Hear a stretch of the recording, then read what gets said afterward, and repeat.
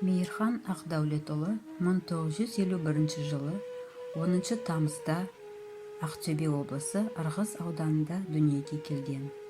Белгілі ақын, көсемсөз шебері және аудармашы, бірнеше жыр жинақтарының авторы.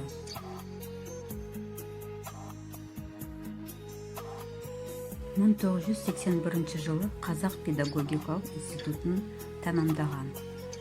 Ақын, журналист, еңбек жолын шопандықтан бастап, тракторшы, Қарабұтақ ауданы комсомол комитетінде қызметкер, Жаңа өмір газетінде тілші, Ақ желкен, Арай журналында, Қазақ әдебиеті газетінде ұзақ жылдар қызмет істеген.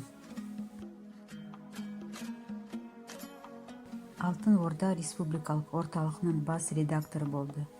Қазір облыстық Ақтөбе, Актюбинский вестник газеттерін біріктірген Шамшырақ Ақтөбе ЖШС-ның директоры, Қазақстан жазушылар одағының мүшесі.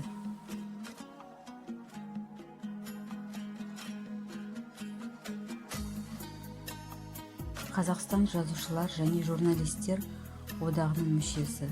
Бұқаралық ақпарат құралдары саласындағы Қазақстан Республикасының президенті грантының иегері.